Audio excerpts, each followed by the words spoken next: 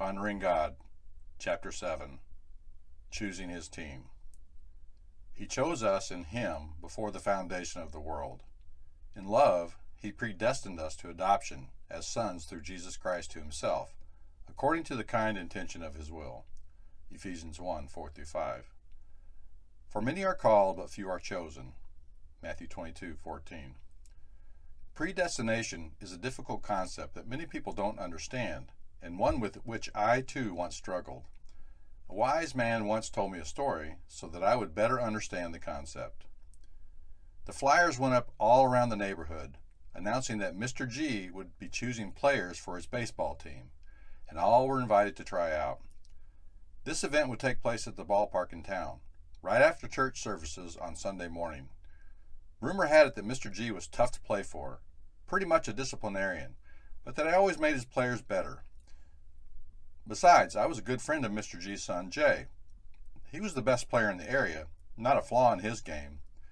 The scouts had been watching him play since he was 12 years old, and without a doubt, they all agreed that he was better than Babe Ruth, Willie Mays, and Mickey Mantle all rolled up into one. I had faith that by being on his team, we would win. The big day arrived, and I showed up at the ballpark wearing cleats and carrying my ball glove and baseball bat.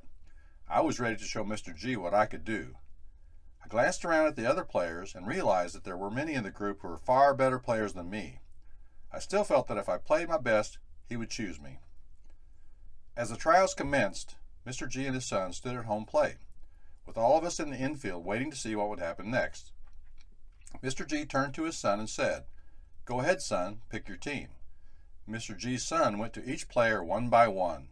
Some he instructed to go to the right, over by the visitors' dugout, and some he instructed to go to the left, over by the home team's dugout. When he finally came to me, he told me to go over by the visitors' dugout.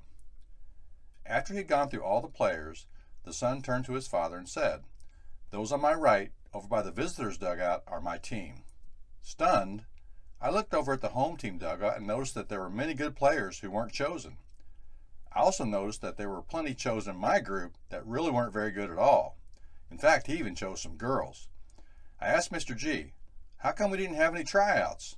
By what criteria were we chosen?" Mr. G answered me thus, "Son, tryouts weren't necessary, as all of you aren't good enough to make my team.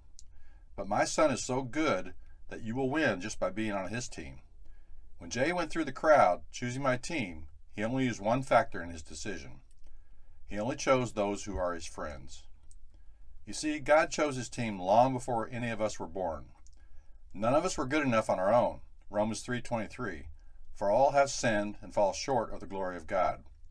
In John 15:14, Jesus says this, "You are my friends if you do what I command you." And 15:16, "You do not choose me, but I chose you." Jesus desires for all to be his friends. God knows beforehand who will put their faith and trust in his Son, those who are his friends.